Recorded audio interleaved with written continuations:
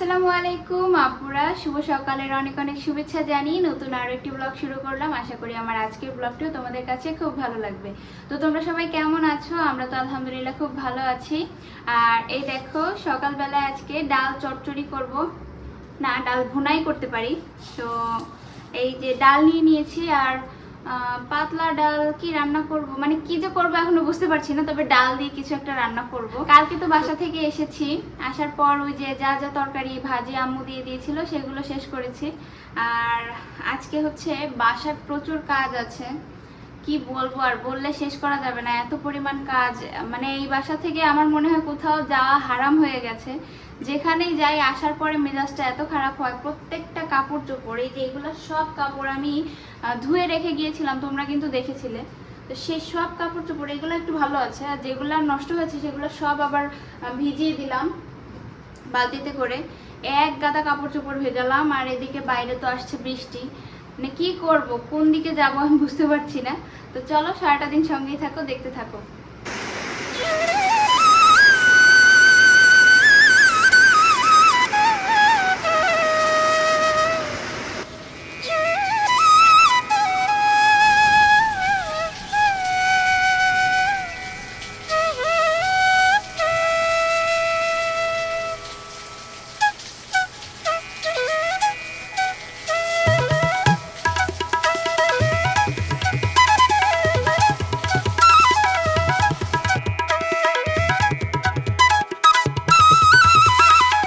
আজকে অনেক ভোরে উঠে কাপড়গুলো সব ভিজিয়ে দিয়েছিলাম, আর এখন আসলো এই বৃষ্টি। তো আমার মনে হয় আমার মতো তোমরা সবাই ভাবছো যে কবে এই বৃষ্টি যাবে।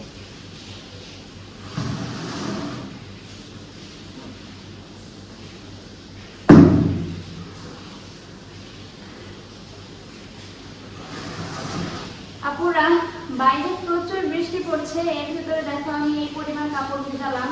শুধু এই বালতি না, আরো একটা ছোট বালতি আছে। তো ওয়াশিং মেশিনে ধুয়ে দেই, দেখি কি হয়। আমার তো ওয়াশিং মেশিন আছে, যাদের মানে নাই তারা যে কিভাবে কি করতেছে আল্লাহই জানে। তোমরা প্লিজ একটু কমেন্টে জানিও যে কাপড়গুলো কিভাবে ধুচ্ছ তোমরা। ওরে বাবা, বাসায় এসে দেখি কি সব কাপড়ে ছাতা ধরে গেছে। আমার মানে বুঝলাম না যে এরকম কেন হলো। আমার মনে হয় কি, ওই যে ভেজা কাপড় যাওয়ার দিন তো আমি চেয়ারে নেড়ে দিয়ে গিয়েছিলাম, তারপর র্যাকের উপরে যেখানে পেরেছি ওই কাপড়গুলো আমি নেড়ে দিয়ে গিয়েছিলাম। আর দরজা জানালা সব বন্ধ থাকার কারণে ওই বন্ধ আবদ্ধ অবস্থায় ওই সব কাপড়ে ছাতা ধরে গেছে। আর এছাড়াও ঘরের দরজাগুলো পর্যন্ত কেমন একটা ধুলো ধুলো কেমন একটা হয়ে গিয়েছিল। তো সব কালকে এসে পরিষ্কার করলাম, ঘর দোর ঝাড়ু দিলাম। এইসব আর ব্লগে নেইনি, আর আজকে তো কাজ আছেই, সেগুলো তো তোমরা দেখতেই পারবে।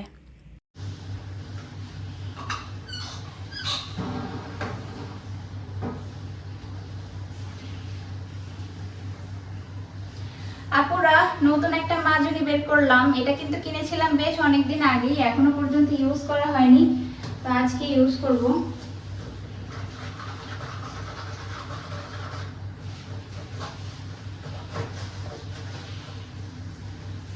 Very good. আমি ভেরি গুড বললাম কেন জানো? এই মাজনিগুলো না অনেক সময় খসখসা টাইপ বেঁধে যায়। তো আজকে আমি কিনলাম, তো ফার্স্ট ট্রাই করছি এখন কেমন কি হয়। তো দেখলাম যে না, নরমই আছে, আর গ্যাজা ফেনা খুব ভালো হচ্ছিল। তো এই কারণে ভেরি গুড বললাম। আর এখন দেখো ওই এটো থালাবাটি যা ছিল, এই যে কেক মোল্ড যেটা, ওরে ভাই আর বলো নাই, কেক মোল্ডটা হচ্ছে ওই 3 দিন আগে আমি কেক বানিয়েছিলাম। তো ওই সিঙ্কের উপরে পানি দিয়ে ভিজিয়ে রেখে গিয়েছিলাম। তো বুঝতে পারছো কি অবস্থা হয়েছে। সেই যা আর কি কেকের অবশিষ্টাংশ লাগানো ছিল যেগুলা, সেগুলা সব ফুলে টুলে কেমন একটা মানে পচা পচা অবস্থা হয়ে গিয়েছিল। তো সব ঘষে ঘষে একদম পরিষ্কার করে নিচ্ছি। আর আজকে হচ্ছে রান্নাঘরটাও ডিপ ক্লিন করবো, সেটাও তোমরা দেখতে পারবে। এত কাজ দেখে তোমরা হয়তো ভাবতে পারো যে ভাড়া বাসায় থাকে এত কাজ দেখাচ্ছে। আসলে কি জানো, যেখানে যখন মানুষ থাকে তখন কিন্তু সেটাই তার বাড়ি হয়ে যায়। তো ভাড়া বাসায় থাকি ঠিক আছে, কিন্তু এখানে তো আমার বাচ্চা কাচ্চা থাকে, আমাকে সব কিছু নিয়ে বাস করতে হবে। তো বাসযোগ্য যদি না বানাতে পারি তাহলে এখানে থেকে আর কি লাভ। আর এই ওয়ালগুলাও না খুব নোংরা হয়ে গেছে, যদিও ক্যামেরাতে অত ভালো বোঝা যায় না, কিন্তু আমি খালি চোখে দেখতেই পাচ্ছি যে এই সাইডগুলো কর্নারগুলো খুব বাজেভাবে নোংরা দেখাচ্ছে। আর এর আগে এই ফ্ল্যাটে তো আরও অনেকেই থেকে গেছে, এটা তো আর নতুন একদম আনটাচ ফ্ল্যাট আমাকে দেয়নি। তো এই কারণে আমি যতই ঘষে মাজে পরিষ্কার করি না কেন, কিছুটা মানে ওল্ড যে ময়লাগুলা ওগুলা থেকেই যাবে, ওটা কোনোভাবে আর উঠবে না। আজকে একদিকে এই যে সিঙ্ক পরিষ্কার করলাম, থালাবাটি ধুলাম, আবার অন্যদিকে ওয়াশিং মেশিনে কাপড় এক গাদা দিয়ে রেখে এসেছি, ওগুলাকেও কিন্তু ওয়াশ করছিলাম মাঝে মাঝে গিয়ে। আবার এখন দেখো আসলাম রান্না বান্নার তোড়জোড় করতে। আজকে কিন্তু একটু অন্যরকম, তোমরা দেখতে পাচ্ছ যে দাঁড়িয়ে দাঁড়িয়ে কেন আমি কাটাকুটি করছি। আমি তো প্রায় বটিতে বসে কাটি। দেখো মানে এই সব কাজ করতে গিয়ে আমার কোমরের উপরে এত পরিমাণ প্রেশার পড়েছে যে আজকে মানে ভালোভাবে টের পাচ্ছি আমার কোমরের ব্যথাটা। এই কারণে ভাবলাম কি যে দাঁড়িয়ে দাঁড়িয়ে কাজ করি। আর বর্তমান মানুষ কি খাটো হয়ে যাচ্ছে কিনা জানি না, আমার এই রান্নাঘরের এই পুরো পাটাতনটা এটা এত পরিমাণ নিচু, আমার সব সময় মানে কুঁজো হয়ে কাজ করা লাগে।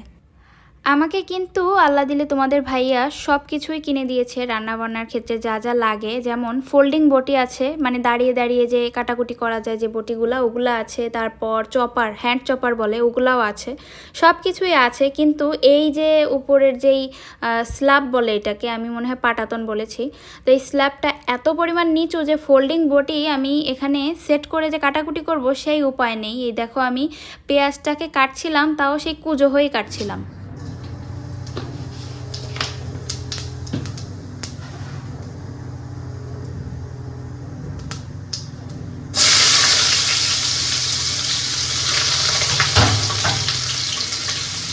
আর এদিকে আমার ফ্রিজে না অনেক মরিচ ছিল, এখন অনেক দিন হয়ে গেছে তো সেই কারণে মরিচগুলো কেমন যেন একটা শুটো শুটো হয়ে গেছে, মানে পেছন পাশ দেখো শুকিয়ে যাচ্ছে। এখন এই মরিচগুলো কি করতে পারি একটু বলো তো।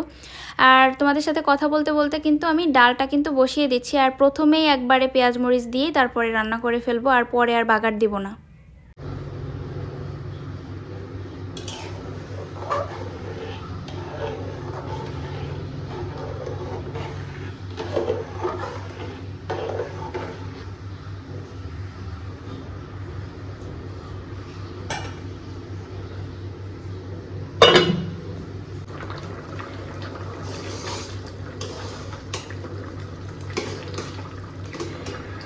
ডাল রান্না প্রায় হয়ে গেছে, আর এখানে হচ্ছে দুধ জাল করব, এই যে ভিজায় রাখছি। তো আর ভাত তো রান্না করাই আছে, তো এই তো আর কোনো রান্না বান্না নাই আপাতত, আর কিছু করব না। এখন কাপড়গুলো নাড়তে পারলে হয়, বাইরে ওয়েদার তো ভীষণই খারাপ। আপুরা, বড় ছেলেটা হাঁচি দিচ্ছে, ওর একটু সর্দি সর্দি হয়েছে মনে হয়, এই জন্য দেখো এখন পানি গরম করছি, পানি গরম করে খাওয়াবো।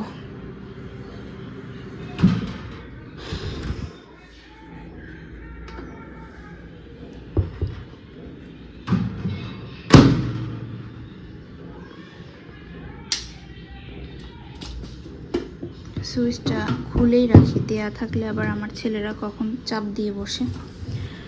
পানিটা একদম ধোয়া ওঠা গরম করলাম না, ওটা তো আবার ও খেতে পারবে না, মিডিয়াম একটা সহনীয় গরম। বাবা, আব্বু যান, আসেন আব্বু, ওঠেন, একটু পানি খান, গরম পানি। এখন বালতি ভরে কাপড় চোপড় নিয়ে আসলাম বারান্দায় কাপড় নাড়তে। তো আমি না ভাগ্য করে এই ফ্ল্যাটটা পেয়েছি, মানে বড় বড় দুইটা ব্যালকনি আছে আমার এই ফ্ল্যাটে। এরকম আসলে ঢাকার আশেপাশে পাওয়া যাবে, পাওয়া কেন যাবে না, কিন্তু বাজেট আরও বাড়াতে হবে। তো এই দেখো এখন যেই আবহাওয়াটা আছে, এখন কিন্তু বৃষ্টি পড়ছে না, আর হালকা হালকা একটা হাওয়া হচ্ছে। তো এইটুকু যদি থাকে তাও মনে করো যে আমার কাপড় শুকিয়ে যাবে, কারণ ওই যে ওয়াশিং মেশিনে স্পিন করা, তো দুই পাশের ব্যালকনিতে নেড়ে দিচ্ছি। এখন এইভাবে এরকম যদি থাকে তো কাপড়টা শুকিয়ে যাবে, আর যদি বৃষ্টি হয় তাহলে তো গেলই। আর এদিকে আমার জামার একটা কর্নার তোমরা একটু কালচে কালচে দেখতে পাচ্ছ, এটা কিন্তু আমার খুবই একটা খারাপ অভ্যাস। আমি কাজ করে, পানির কাজ করে হাতটা ঠাস করে ওই জামার কর্নারে গিয়ে মুছি, আর এই জন্যে আমার জামার অন্য সব জায়গা ঠিক থাকলেও ওই কর্নারটা কালচে কালচে হয়ে যায়। আর পানির কাজ তো হাউসওয়াইফদের করাই লাগে মাস্ট, এটা তো আর কোনোভাবেই বাদ দেওয়া যাবে না। প্রচুর পানির কাজ করা হয়, আর ওই গিয়ে হাতটা ওই জামাতে মুছি আর জামাটা এরকম নষ্ট হয়ে যায়। তো কি করব বলো, আমার মানে এটা প্রচণ্ড একটা খারাপ অভ্যাস। এই নিয়ে আমার আম্মু আমাকে যে কতবার কথা শোনায় তা আর কি বলবো।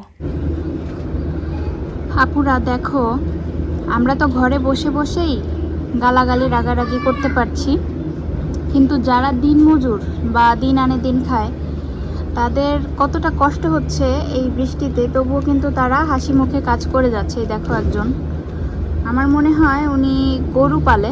আমাদের এই রোডটাতে না গরুর ফার্ম আছে, 2টা ফার্ম আছে, তো হয়তো ওই গরুর জন্যেই উনি ঘাস বলছি ওই কচুরি পানা না হলে ওই হেলেঞ্চা শাক কিছু একটা নিতে আসছে। তো এখান থেকে প্রায়ই নেয় মানুষ, আমি জানি, দেখি তো মাঝে মাঝে। এটাই হচ্ছে অবস্থা, মানে আমরা মোটামুটি এদের তুলনায় তো আমরা ভালো আছি, তবুও আমাদের কোনো শুকরিয়া নেই।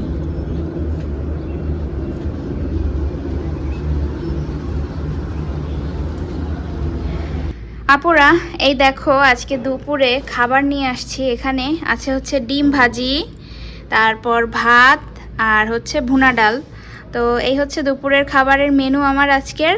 আর সবথেকে কম কষ্টের এবং সবথেকে বেশি মজার খাবার হচ্ছে এটা, ডাল, ডিম আর ভাত। তো চলো দুপুরে, এটা হচ্ছে বাচ্চাদের জন্য নিয়েছি, ওদেরকে আগে খাওয়াবো, তারপর আমার জন্য আরও ভাত আছে এক্সট্রা। ভাতটাও কিন্তু আমি ভাজি করে নিয়েছি, দেখলেই মনে হয় বুঝতে পারবে। তো যাই হোক চলো এখন 3 মা ছেলেতে মিলে খেয়ে নিই। দুপুরে গোসল সেরে খাওয়া দাওয়া করে দিয়েছিলাম একটা ঘুম, আর এক ঘুমে বিকাল পার। আর যে কাপড় চোপড়গুলো নেড়েছিলাম সেই কাপড় চোপড়গুলো তুলে এনে এখন দেখো যেটা ভেজা সেটা সরিয়ে রাখছি, আর যেটা রাখার মতো সেটা রেখে দিব। তো এই তো দেখতে দেখতে সারাটা দিনের ব্লগই তোমাদের সাথে শেয়ার করলাম। আর আজকের ব্লগটা তোমাদের কাছে কেমন লাগলো অবশ্যই জানিও। যদি ভালো লাগে do like, share and subscribe. ইনশাল্লাহ দেখা হবে আগামীকাল। সে পর্যন্ত সবাই সুস্থ থাকো, ভালো থাকো। আল্লাহ হাফেজ। আসসালামু আলাইকুম।